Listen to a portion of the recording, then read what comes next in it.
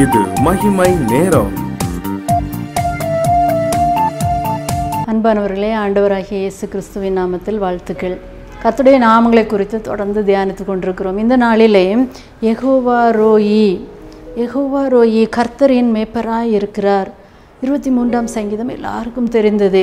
இந்த சங்கீதத்தில் தாவீது ராஜா ஆண்டவரை பார்த்து கூறுகிறார், கர்த்தர் என் மேய்ப்பராய் இருக்கிறார். தாவீது ஆண்டவரை தன்னுடைய மேய்ப்பராக, தலைவனாக, தன்னை நடத்துபவராக அவர் அறிந்திருந்தார். ஆகவே அவர் சொல்லுகிறார், நான் ஒன்றுக்கும் குறைவுபடேன், நான் தாழ்ச்சி அடையேன் என்று தியானத்துக்கு எடுத்துக்கொண்ட வசனம் ஏசாயா 10:11 இவ்வாறு சொல்லுகிறது, மேய்ப்பனை போல தமது மந்தையை மேய்ப்பார், ஆட்டுக்குட்டிகளை தமது புயத்தால் சேர்த்து தமது மடியிலே சுமந்து கரவலாடுகளை மெதுவாய் நடத்துவார். ஆண்டவர் எப்படியாம் மேய்ப்பனை போல இருக்கிறார். ஒரு மேய்ப்பனை போல நம்மை நடத்துகிற ஆண்டவர். அவர் பலம் உள்ளவைகளை அல்ல, பலவீனங்களையும் நசல் கொண்டதையும் எலும்பு முறிந்ததையும் காயங்கட்டி நம்மை மேய்க்கிறவராக இருக்கிறார். ஆகவே தான் ஆண்டவராகிய இயேசு கிறிஸ்து சொன்னார், பிள்ளையாளிகளுக்கு வைத்தியம் வேண்டியதே இல்லாமல் மற்றவர்களுக்கு அல்ல.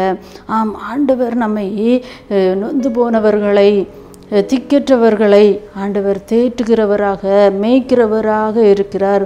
ஆனால் உலக பிரகாரமான மேய்ப்பர்களை குறித்தோ ஆண்டவர் எவ்வாறு சொல்லுகிறார்? எசேக்கியேல் 34:34 சொல்லுகிறது, நீங்கள் நெய்யை சாப்பிட்டு ஆட்டு மயிரை உடுப்பாக்கி கொள்ளுகிறீர்கள், கொளுத்ததை அடிக்கிறீர்கள், மந்தையையோ மேய்க்காமல் போகிறீர்கள். நீங்கள் பலவீனமானதை பலப்படுத்தாமலும் நசல் கொண்டதை குணமாக்காமலும் எறும்பு முறிந்ததை காயங்கட்டாமலும் போகிறீர்கள். என் ஆடுகள் சிதறுண்டு போகிறது. கிறிஸ்துவுக்குள் மிகவும் பிரியமானவர்களே, நாம் சிதறுண்ட ஆடுகளாக இருக்கிறோமா? ஒருவேளை சிலருடைய வாழ்க்கையில் நாம் சிதறி போகும்படியாக, மற்ற நம்மை மேய்ப்பதற்கு தகப்பன் இல்லாதவர்களாக, ஆண்டவரை விட்டு பின்வாங்கி போனவர்களாக காணப்படுவோம். ஆனால் ஆண்டவர் சொல்லுகிறார், நான் உங்கள் மேய்ப்பராயிருக்கிறேன். நானே நல்ல மேய்ப்பன். நல்ல மேய்ப்பன் தன் ஆடுகளுக்காக தன் ஜீவனையும் கொடுக்கிறான் என்று வேதம் சொல்லுகிறது. நாம் கிறிஸ்துவின் மந்தையில் இருப்போமானால் இயேசு கிறிஸ்து நமக்கு மேய்ப்பராய் இருக்கிறார். நாம் இன்று மந்தையில் இருக்கிறோம் என்று தெளிவு நமக்கு இருந்தால் நிச்சயமாகவே நாம் கிறிஸ்துவின் மந்தைக்குள்ளாக அல்லது கிறிஸ்துவை நாம் மேய்ப்பராக கொண்டு இருக்கிறோம். உலக பிரகாரமாக உள்ள மேய்ப்பர்களை குறித்து ஆண்டவர் சொல்லுகிறார், அவர்களுடைய போதனை, அசுத்தமான போதனை சில ஆடுகளை நோய்வாய்ப்பட வைக்கிறது. சில நேரங்களில் மந்தைகளுக்குள்ளாக ஆடுகள் முட்டி மோதி காயப்படுத்தி விடுகிறது. சில நேரங்களில் கர்ச்சிக்கிற சிங்கம் போல சாத்தான் எவனை விழுங்கலாமோ என்று வகை தேடி சாத்தான் பிடியில் சிக்கப்பட்ட ஆடுகளாக காணப்படுகிறது. சில நேரங்களில் சில ஆடுகள் மந்தையில் காணப்படுகிற நாம், சபைக்குள்ளாக காணப்படுகிற நாம், சில கெட்ட பழக்க வழக்கங்களினால நடக்க முடியாதபடி காணப்படுகிறோம். இவை எல்லாம் நம்மிடத்தில் காணப்படுகிறதா?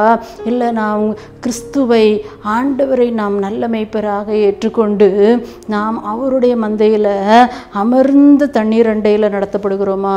புல்லுள்ள இடங்களிலே காணப்படுகிறோமா? திருப்தியான மேய்ச்சலை ஆண்டவர் கொடுக்கிறாரா? சந்தோஷம், சமாதானம், ஆரோக்கியம் இருக்கிறதா? ஆண்டவர் சொல்லுகிறார், என்னுடைய மந்தையில் நீங்கள் காணப்படுவீர்கள் என்றால் இப்படிப்பட்ட சந்தோஷம், சமாதானமான. ஆகவே தான் அந்த 23ஆம் சங்கீதத்தில் தாவீது சொல்லுகிறார், உமது கோலும் உமது தடியும் என்னை தேற்றும் என்று சொல்லுகிறார். ஆண்டவர் நம்மை தேற்றுகிறவராக, நம்மை வழி நடத்துகிறவராக காணப்படுவார். இயேசு சொல்லுகிறார், இதோ நானே என் ஆடுகளை விசாரித்தவர்களை தேடி பார்ப்பேன்.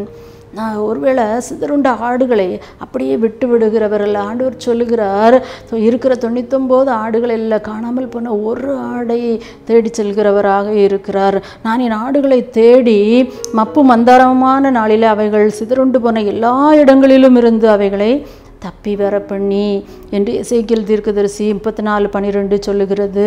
எசேக்கியேல் சொல்லுகிறார், நான் ஆண்டவர் இப்படியாக சொல்லுகிறார், நான் என் ஆடுகளை, மப்பு மந்தாரமான நாட்கள் என்னை விட்டு விலகி போன ஆடுகளை நான் திரும்பி வர பண்ணுவேன். நான் அவர்களை மடக்குவேன், அவர்களுக்கு தொழுவம் இருக்கும், மலைகளின் மேல் அவர்களுக்கு நல்ல மேய்ச்சல் இருக்கும் என்று கூறுகிறார். நல்ல மேய்ப்பனாகிய நம்முடைய ஆண்டவருடைய மந்தையில் நாம் காணப்படுகிறோமா? மேய்த்தல் என்பது நம்மை தூண்டி செயலாற்ற வைக்கிற காரியத்தை குறிக்கிறது. அப்படியே உட்கார்ந்து சாப்பிடுவது அல்ல.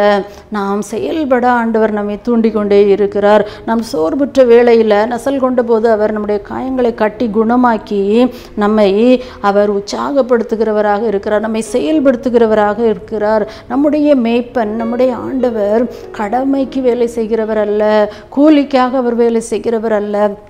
அவர் நம்மை நன்கு அறிந்தவர். அவர் நம்மை நாம் கூப்பிடும்போது, ஆடுகளாகிய நாம் கூப்பிடும்போது, நமக்கு இக்கட்டான சூழ்நிலையை அவரை நோக்கி கூப்பிடும்போது அவர் செவி கொடுக்கிறவர். அவை நம்ம நடக்க முடியாத சூழ்நிலையிலே நம்மை சுமந்து செல்கிறவர். நாம் நோய்வாய்ப்பட்ட நேரத்தில் நம்மை குணமாக்குகிறவர்.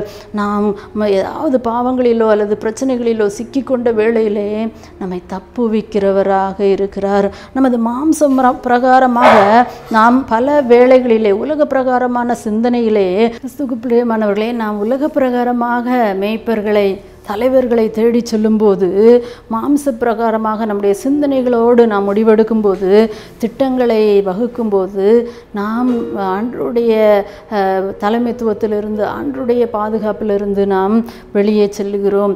மனிதனுடைய நிலைமை ஆடுகளைப் போல காணப்படுகிறது. ஒருவேளை நம்முடைய வாழ்க்கையில் ஆடுகளைப் போல பாடுகள், துக்கம், நம்பிக்கையற்ற நிலை, சமாதானமின்மை, சத்துருவால் ஒடுக்கப்படுதல், சரீர பிரகாரமான வேதனை, இவற்றின் மத்தியில் ஆண்டவர் நல்ல மேய்ப்பராக இருக்கிறார். ஆகவேதான் தாவீது சொல்லுகிறார், எல்லாம் அவருக்கு இருந்தது, ஆனால் கர்த்தரை மேய்ப்பராக அறிந்த போதுதான் அவர் சொல்லுகிறார், எனக்கு குறைவுகள் இல்லை. நாம் கர்த்தரை மாத்திரமே தலைவராக மேய்ப்பராக நாம் வைத்திருக்கும் போது நம்முடைய வாழ்க்கையிலே குறைகள் என்பது இல்லை. அதனால தான் ஒரு பாடல் இவ்வாறு சொல்கிறது, என் மேய்ப்பராய் இயேசு இருக்கின்ற போது என் வாழ்விலே குறைகள் என்பது ஏது என்று ஒரு பக்தன் பாடுகிறார். இஸ்ரவேல் புத்திரர் நடுவே ஆண்டவர் சொல்லுகிறார், நான் வாசம் பண்ணி அவர்களுக்கு தேவனாய் இருப்பேன். யாத்ராகமம் 29:45 இவ்வாறு சொல்லுகிறது, நான் அவர்கள் கூடவே இருப்பேன், அவங்க கூட இருந்து அவர்களை நடத்துவேன், அவர்களோடு நான் சஞ்சரிப்பேன், அவர்களோடு வாசம் பண்ணுவேன், என்னுடைய மகிமை அவர்களுக்கு வெளிப்படும். யெகோவா ரோயி நன்கு ஆடுகளை அறிந்தவராயிருக்கிறார். 2 தீமோத்தேயு 2:19 அவர் சொல்லுகிறார், தம்முடையவர்களை நான் அறிந்திருக்கிறேன். யோவான் சொல்லுகிறார், நல்ல மேய்ப்பராகி நம்முடைய ஆண்டவர், பிதா என்னை அறிந்திருக்கிறது போல நான் பிதாவை அறிந்திருக்கிறது போல நான் என்னுடையவர்களை அறிந்தும் என்னுடையவர்களால் அறியப்பட்டும் இருக்கிறேன் என்று இயேசு கிறிஸ்து சொல்லுகிறார். கிறிஸ்துவுக்குள் பிரியமானவர்களே, நம்முடைய உருவம் இன்னதென்று அவர் அறிவார். நாம் மண்ணென்று நினைவு கூறுகிறார். நம்முடைய இருதயத்தின் அந்தரங்கங்களை அவர் அறிந்திருக்கிறார். நம்முடைய இருதயத்தை அறிந்த நல்ல மேய்ப்பன். சங்கீதம் 44:21 சொல்லுகிறது, இருதயத்தின் அந்தரங்கங்களை அவர் அறிந்திருக்கிறார். நாம் எப்படிப்பட்டவர்கள் என்பதை கர்த்தர் அறிவார்.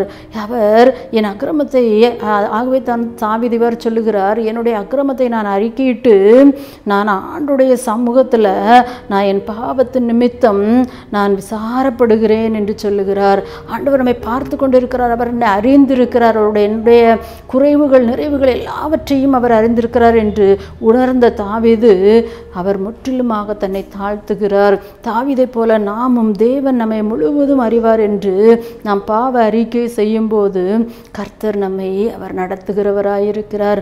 கர்த்தர் எனக்கு நன்மை செய்தபடியால் அவரை பாடுவேன் என்று சங்கீதக்காரன் சொல்லுகிறார். நான் கர்த்தரை நோக்கி கூப்பிட்டேன், அவர் எனக்கு தம்முடைய பரிசுத்த பர்வதத்திலிருந்து எனக்கு செவி கொடுத்தார் என்று சொல்லுகிறார்.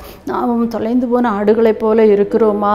நாம் எந்த ஒரு படுகுழியில் விழுந்து கிடந்தாலும், பாவக்குழியில் நாம் விழுந்து கிடந்தாலும், ஆண்டவரை நோக்கி கூப்பிடும்போது அவர் நம்மை தூக்கி விடுகிற மேய்ப்பராக இருக்கிறார். அவர் நம்மை காயங்கட்டுகிற மேய்ப்பராக இருக்கிறார். அவர் நமக்கு சமாதானத்தை அருளுகிற மேய்ப்பராக இருக்கிறார். அவர் நம்முடைய பாடுகள், சோதனைகள், நெருக்கங்கள், காயங்கள் இவற்றின் காரணங்களினால நாம் அவருடைய மந்தையை விட்டு பின்வாங்கி போகிறவர்களாக இல்லாமல், பிரதான மேய்ப்பராகிய இயேசு கிறிஸ்துவை நாம் பின்பற்றுகிறவர்களாக இருக்கும்போது அவர் நம்மை நேசிக்கிறார், நம் அருகே இருக்கிறார், நம்முடைய காவல் காக்கிறார்.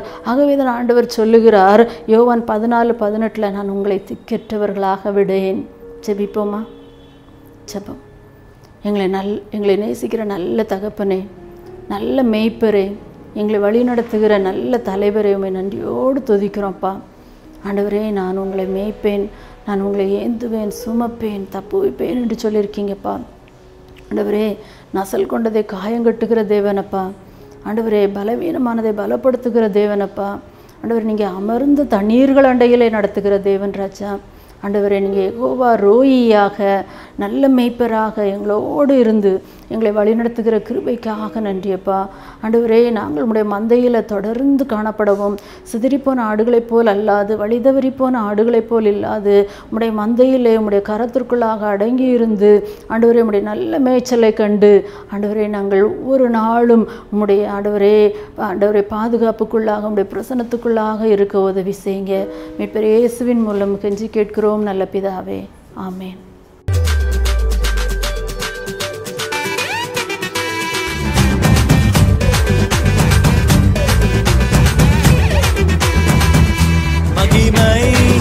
மகிமை